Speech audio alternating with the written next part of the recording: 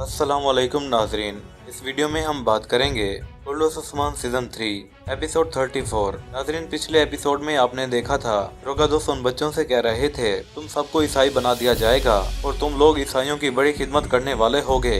लेकिन अहमद ये बात सुनकर उसके ऊपर छुरी से वार कर देता है, जिससे रोगादोस जख्मी हो जाता है और अहमद को एक जोरदार थप्पड़ मारता है। इसके बाद वो अपने सिपाहियों को उनको वहाँ से ले चलने का कहता है। इनके जाने के बाद वो जूलिया से कहता है इनकी ये अना, इनकी ये जिद, ये पता करो कहाँ से आती है। अगर हम इनके ऊपर काम कर लें तो ये बच्चे हमारे बड़े काम आएंगे। नाज़रीन, इस एपिसोड में आप देखेंगे कुमराल अब्दाल को उस्मान साहब ने जो जिम्मेदारी सौंपी थी वो एक पादरी का रूप धारकर उस जगह जाएंगे जहां तुर्कमान बच्चों को रखा गया है। कुमराल अब्दाल परेशान होता है, उसका दिल बिल्कुल भी नहीं कर रहा होता क्योंकि कुमराल अब्दाल पादरी के कपड़े नहीं पहनना चाहता। लेकिन दिल पे पत्थर रखे वो ये सब कुछ करने पर मजबूर हो जाता है। ये सब कुछ करते करते वो अल्लाह ताला से दुआ करते हैं, या अल्लाह मुझे माफ कर दे, या अल्लाह आपको पता है मेरी नियत का। फिर कहता है या अल्लाह मुझे बख्श दे और मुझे इस काम में कामयाबी अता कर। कुमराल अब्दाल पादरी का रूप धारकर वहाँ से जाने वाले होते हैं। इसी दौरान जेर कुताई वहाँ पर आ जाता है। जेर कुताई को अपने कपड़े देते हुए कहता है ये तुम्हारे पास अमानत हो गए।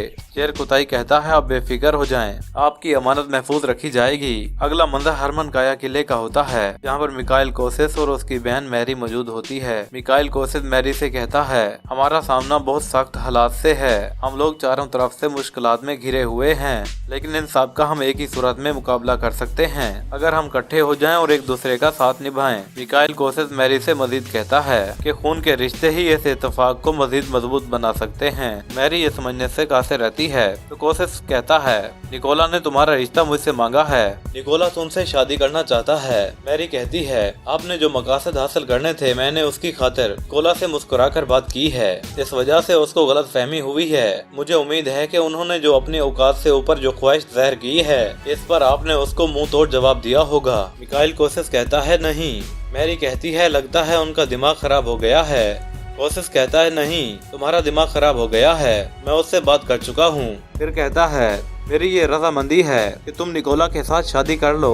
मैरी ये सब सुनकर दंग रह जाती है और कहती है तुम्हारे सियासी मकासद के लिए मैं अपनी जिंदगी दांव पर नहीं लगा सकती, मैं किसी भी सूरत निकोला के साथ शादी करने के लिए तैयार नहीं हूँ। कोसेस कहता है मैंने निकोला को हाँ कर दी है, इस वजह से तुम भी तैयार हो जाओ और तुम हर सूरत में उसके साथ शादी करोगी।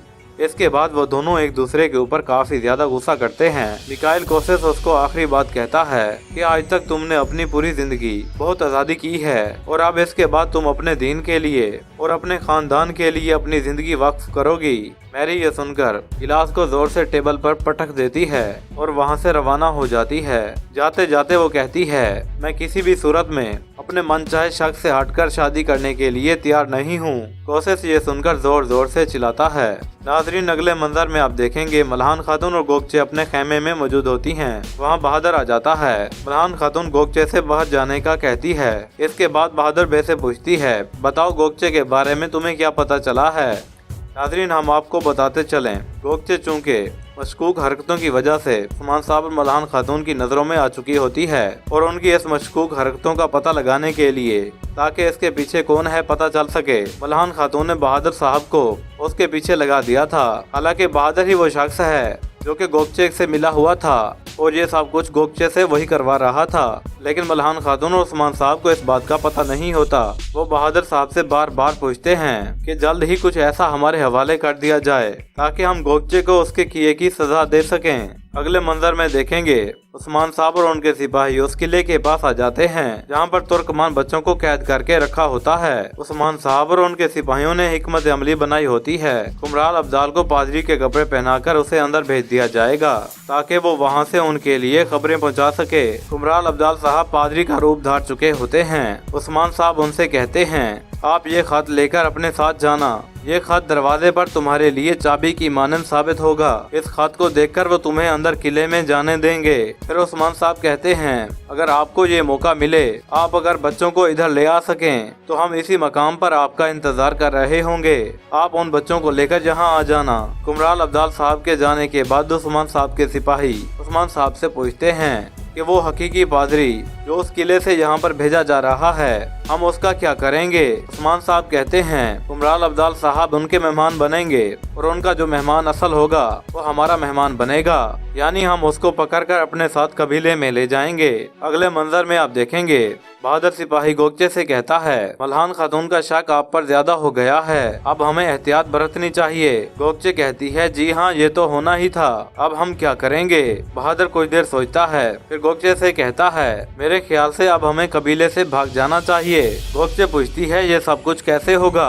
बहादुर सिपाही कहता है मैं ये सब कुछ बंदोबस्त कर चुका हूँ, तुम बस कबीले से बाहर निकलो। अगर वाकई तुम चाहती हो कि तुम्हारा ये सर तुम्हारे वजूद के ऊपर सलामत रहे तो तुम मेरा कहना मान लो और बाहर कबीले से निकलकर मुझसे मिलो। ये सुनकर गोगचे उसे हाँ कर देती है और बहादुर बे से वो मकाम पूछती है जहाँ पर उसने मिलना था। अगले मंजर में आप देखेंगे वो पादरी जो कि रोगादोस के लिए कुस्तुनतुनिया से आ रहा था, उस्मान साहब के सिपाही उसको रास्ते में घेर लेते हैं। उस्मान साहब उस पादरी को पकड़कर उससे कहते हैं हमारी इजाजत के बगैर इस इलाके में किसी भी पादरी का गुजरना मुनासिब नहीं है, क्योंकि तुमने हमसे इजाजत नहीं मांगी है, इसलिए तुम जहाँ से आए हो वहाँ वापस चले जाना और मेरे ये सिपाही इसी इलाके में तुम्हारी हिफाजत करेंगे।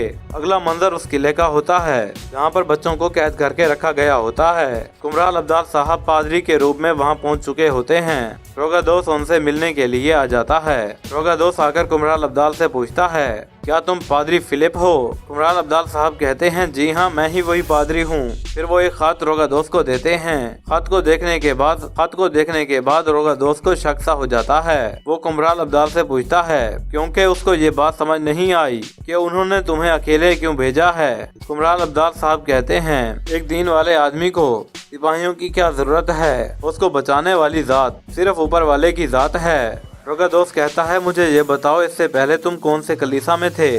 कुमराल अब्दाल साहब कहते हैं मैं इससे पहले कुस्तुनतुनिया में था, अब मेरी किस्मत में यहाँ पर आकर खिदमत करना था। ये सुनकर रोगादोस के शकूक किसी हद तक दूर हो जाते हैं। नाज़रीन, कुछ ही देर की गुफ्तगू के बाद कुमराल अब्दाल जो के पादरी की शक्ल में आया होता है रोगादोस से कहता है अब मैं बच्चों के साथ मिलना चाहूँगा। रोगादोस कहता है ठीक है। उसके बाद वो कुमराल अब्दाल को बच्चों की तरफ रवाना कर देता है। इधर बच्चों वाले कमरे में जूलिया बच्चों को ईसाई वाली तालीमात दे रही होती है और उनको मुख्तलिफ निशानात दिखा रही होती है। जूलिया की बातें अहमद और दीगर मुसलमान बच्चे ठुकरा देते हैं और कहते हैं हम ये सब कुछ नहीं करेंगे। जूलिया अहमद को पकड़कर कहती है मेरे सामने झुक जाओ। उसके जवाब में अहमद कहता है हम सब सिर्फ अल्लाह ताला के सामने झुकते हैं। ये सुनकर जूलिया सख्त गुस्से में आ जाती है, अहमद को मारने के लिए आगे बढ़ती है। तो इसी दौरान कुमराल अब्दाल साहब वहाँ आ जाते हैं। कुमराल अब्दाल कहता है क्या हमारे दीन ने बच्चों के ऊपर जुल्म करने से मना नहीं किया? इसके जवाब में वहाँ पर मौजूद लोग कहते हैं जी हाँ, ऐसा ही है। जूलिया कुमराल अब्दाल को देखकर कहती है तुम पादरी हो जो कि कुस्तुनतुनिया से आ रहे थे? कुमराल अब्दाल साहब कहते हैं जी हाँ। फिर जूलिया वहाँ पर मौजूद दीगर अफराद से बाहर जाने का कहती है। उसके बाद कुमराल अब्दाल से कहती है मैं देखना चाहती हूँ कि तुम कैसे इन बच्चों को ईसाईयत की तालीम देते हो। बच्चे कुमराल अब्दाल साहब को देखकर जान जाते हैं और समझ जाते हैं कि ये उस्मान साहब ने भेजा है और वो सब लोग दिल ही दिल में खुश होते हैं। कुमराल अब्दाल साहब इशारों के जरिए उनसे बातें करते हैं। बच्चे भी आगे से तेज होते हैं। जूलिया को शक ना हो इसीलिए वो कुमराल अब्दाल पर गुस्सा होते हैं। पहले ये सब कुछ तुम अपने बच्चों को सिखाओ, हम तुम्हारी बातों में नहीं आने वाले। फिर कुमराल अब्दाल साहब बच्चों को समझाता है कि तुम लोग सब्र करो। उसके बाद जूलिया से कहता है मेरे ख्याल में आज इतना ही, मजीद हम कल इनसे बात करेंगे। नाज़रीन, दूसरी तरफ आप देखेंगे बहादुर गोगचे का इंतजार कर रहा होता है। गोगचे वहाँ आकर बहादुर से कहती है क्या अब हमें यहाँ से चले जाना चाहिए? इसके बाद पादरी और गोगचे वहाँ से रवाना हो जाते हैं। थोड़ा आगे जाकर बहादुर गोगचे को मार देता है। गोगचे को खंजर लगते ही गोगचे उसकी आंखों में देखती है कि तुम ये क्या कर रहे हो। बहादुर कहता है मेरा सही सलामत रहने के लिए तुम्हारा मरना बनता है। गोगचे को मारने के बाद बहादुर वहाँ से रवाना हो जाता है और जाते जाते उसके सामान से जेवर भी ले जाता है। अगले मंजर में आप देखेंगे कुमराल अब्दाल बच्चों के कमरे में आ जाते हैं। वहाँ पर एक सिपाही भी मौजूद होता है। वो सिपाही कुमराल अब्दाल साहब से कहता है तुम इन बच्चों को ईसाईयत की तालीम दोगे? कुमराल अब्दाल साहब कहते हैं जी हाँ, मैं इस सब के साथ साथ तुम्हें ये भी बताना चाहता हूँ। कुमराल अब्दाल साहब की ये सब बातें सुनकर वहाँ पर मौजूद सब हैरान रह जाते हैं कि कुमराल अब्दाल साहब कैसी बातें कर रहे हैं। फिर कुमराल अब्दाल साहब उससे पूछते हैं क्या तुम लोग कलीसा में नहीं जाते? तुम लोगों के गुनाह इस कदर ज्यादा हो गए हैं। वो सिपाही कहता है हमें टाइम ही कम मिलता है, हम हर वक्त यहाँ पर पहरा देते हैं। ये सब सुनकर कुमरान अब्दाल कहता है, चलो तुम लोगों को फुर्सत नहीं मिलती, मैं तुम लोगों के लिए गुनाहों से साफ होने का बंदोबस्त करता हूँ। नाज़रीन, जहाँ पर हम आपको बताते चलें कि ईसाई मज़हब में ये रिवाज है कि जब पादरी के सामने अपने गुनाहों का इकरार किया जाए तो उसको गुनाहों की धुलाई तस्वर की जाती है। फिर कुमरान अब्दाल उनको कहता है, अब मैं तुम लोगों को बिल्कुल साफ करके छोड़ूंगा, तुम लोगों के सर से तमाम गुनाह साफ हो जाएंगे। फिर उनको अपने सामने झुकने का कहता है। वो सिपाही जब कुमरान अब्दाल साहब के सामने झुक जाते हैं तो कुमरान अब्दाल जूते में छुपी एक रस्सी निकालता है और उनसे कहता है, ये एक अमल है कि जैसे ही तुम लोगों के गुनाह साफ हो जाएंगे इसके बाद इस रस्सी से बंद कर देना। इस सब के साथ साथ एक दवा को एक कपड़े पर मल देता है जिसके अंदर नशा आवर चीजें होती हैं और उस कपड़े को सुंघाने के बाद और वो सब लोग वहाँ पर बेहोश हो जाते हैं। भाइयों के बेहोश होने के बाद कुमरान अब्दाल साहब बच्चों से गले मिलते हैं।